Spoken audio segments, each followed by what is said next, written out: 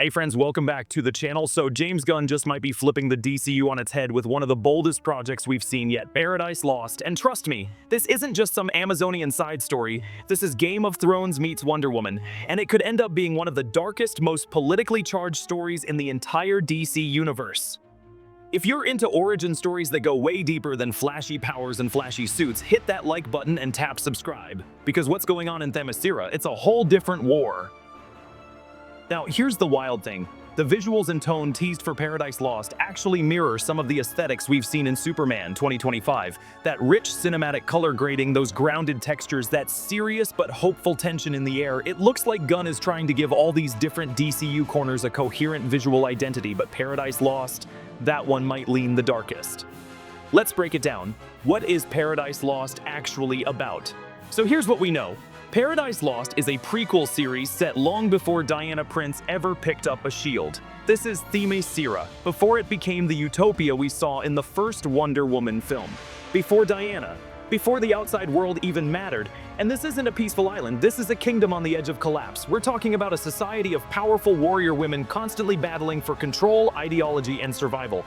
The tagline James Gunn teased was that this is about the political intrigue behind a society of powerful women. Sound familiar? That's right. Think House of the Dragon, but with lasso-wielding queens and ancient rivalries brewing under a golden sky.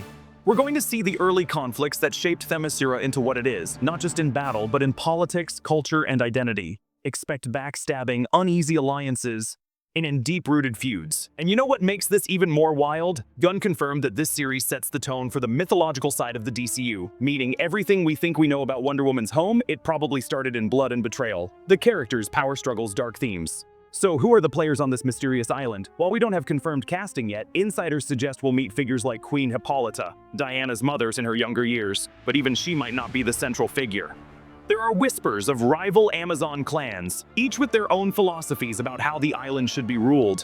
One faction may lean toward militaristic dominance, while another leans toward balance and diplomacy. This is about power, and what people are willing to do to hold on to it. There could be characters inspired by the Boname doll, a splinter group from DC Comics who rejected the isolationist views of Themyscira. If they're involved, the show might explore whether Themyscira should remain hidden or engage with the world beyond its shores. But what's clear is that this will not be your typical superhero tale. There are no capes flying here. This is a war of ideologies, and those often get messy. And if you're wondering about tone, the words dark fantasy keep popping up, and that's telling. Expect betrayals, moral ambiguity, and probably more than one Amazonian leader falling from grace.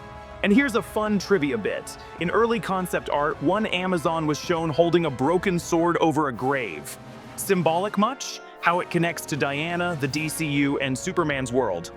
Now let's talk connections. This series isn't just a historical detour, it's a foundation. Paradise Lost is going to shape the emotional and thematic groundwork for whenever we meet the new Wonder Woman in the DCU. It's setting up legacy, trauma, and myth for Diana to inherit.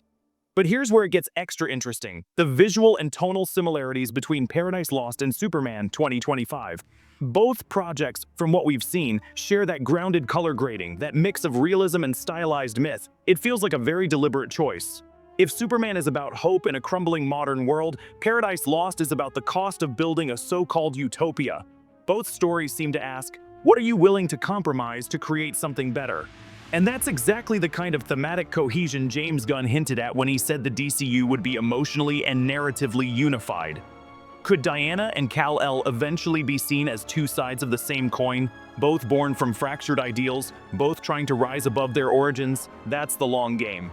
Also worth noting, Paradise Lost might set up DC's mystical elements, introducing artifacts, ancient conflicts, or even villains that could appear in Swamp Thing or The Authority. So what are fans saying? On X, formerly Twitter, some fans are thrilled about the darker tone. One post with over 60K likes reads, "If Paradise Lost really is DC's House of the Dragon, sign me up yesterday."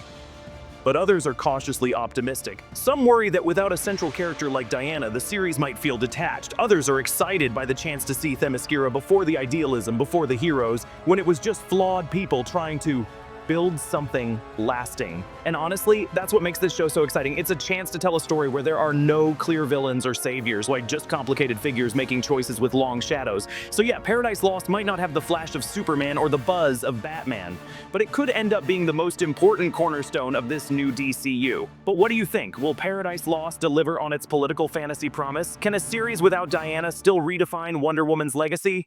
Drop your thoughts in the comments. I read every one. And hey, if you made it this far, you're a real one. Hit that like button, subscribe if you haven't, and keep it locked right here for more deep dives into the new DCU. Until next time, stay curious, stay cinematic.